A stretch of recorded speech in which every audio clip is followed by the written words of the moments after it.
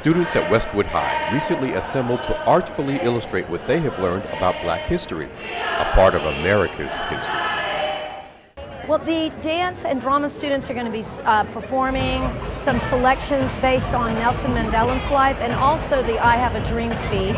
The vocal music students are going to be singing Lean on Me. We have our wonderful Dent Steel Band, they will be performing. But what we're really going to be doing is our students at Westwood have been studying the Civil Rights era, and our assembly today is a culmination of their study of the Civil Rights. The Blythewood Convergence Media Program produced a montage that visually helped to place the students in an era of turmoil in our country's history.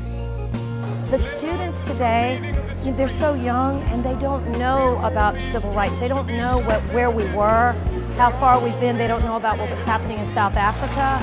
And it's so important, they always say the best way to make sure you don't repeat history is to make sure you understand it. And you do. This is so important that they understand what things were like, how far we've come, and what we want to do to keep things just getting better and better for everyone. The keynote speaker, Deputy Superintendent Dr. Cheryl Caution Parker, spoke to the students about significant events since the Emancipation Proclamation that led up to the Civil Rights Act of 1964, as well as an array of other legislation that was an improvement of civil rights for all. I think it's all in education. It's all in education. It's teaching, it's passing on the legacy, passing on what has happened. They're not very much aware of it, but their parents may be. But definitely their grandparents are, and older people in their families that came through the 50s and the 60s and 70s. They're very well versed in everything that we were able to see today in the montage. And it's very important to pass on that legacy and to pass on that information so they can see where we came from to where we are now and how far we have to go.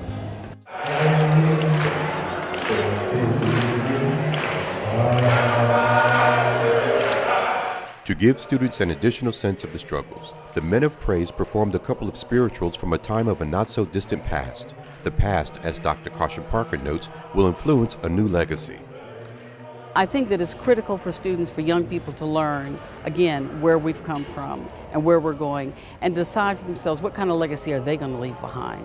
What kind of legacy will they leave behind for others to look at, to read about, to learn from, just as we're learning from our forefathers here.